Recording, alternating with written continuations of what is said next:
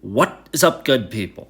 Jungle Link here. Hope you're doing well. Is Ripple flip-flopping on the stablecoin issue? More specifically, is David Schwartz. We're going to look at a public quote he made back in the day and see, has their opinion changed? Are they now suddenly bullish on stablecoins that they're issuing their own?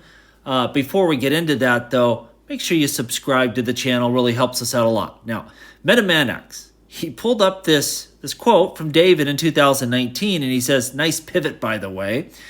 And David says the following: it misses the point of blockchain completely. Now, we can't see the whole, discussion thread here for full context, but he's talking about, what? The real problem we're trying to solve is global payment infrastructure centralized. And with the stablecoin or RWA, of course, there still is trust there. There's central control over the collateral that backs up that digital asset. He says the use of stablecoins doesn't make sense to me. Well, it sure seems to be making sense to him now. Ripple's issuing their own. They're using Tether for their United States customers here and their ODL flows. He says USD-backed stablecoins don't solve for the problem of decentralized finance. So what's going on? Are we flip-flopping? Let's look at what David has to say here. He says, well, I do disagree with my last sentence. I do see how USD-backed stablecoins can be a part of the global pools of liquidity that anyone can contribute to and draw off of. So, he's had a change here, of course, in his outlook. And he says, I don't recall exactly what I meant by that at the time, but I hope I meant that USD-backed stablecoins can't connect all the liquidity together because of the jurisdictional tie. And there certainly can be open pools of liquidity between various backed stablecoins, and many DeFi ecosystems today have USDC and USDT alongside cryptocurrencies. I don't believe that one stablecoin will win, and that's really the key here.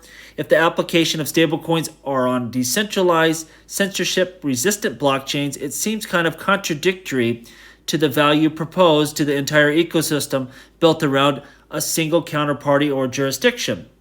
So look, stablecoins don't solve all of the problems. Doesn't solve the problems that Bitcoin, XRP, Ethereum, your true cryptocurrencies are trying to solve. You can print stablecoins to infinity. They can, again, pull that collateral. On most systems, they can freeze stablecoins. So you still need your crypto for all the reasons we have stated throughout the years. Stablecoins will not overtake cryptocurrencies. So David says in here that, it's kind of against the point of crypto. He's not wrong, but it's also okay to adapt, to see what's been successful, and not to be too hard-headed and say, well, there's no point to this. Obviously, stablecoins have had a lot of success. Ripple uses the Tether currently themselves, and I'm sure they'll use more stablecoins in the future.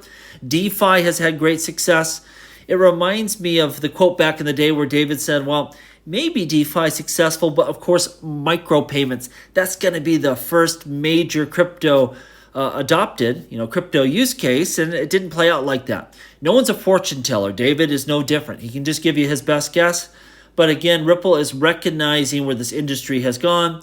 They're recognizing how a really lightning fast, cheap stablecoin, a usable stablecoin in the XRP ledger will only complement the other utility they're building out and building, on-chain liquidity. So XRP itself has a lot of decentralized liquidity. So if you try to cut off exchanges again in the future, your Coinbases, your Binances, your Krakens, they want to delist us.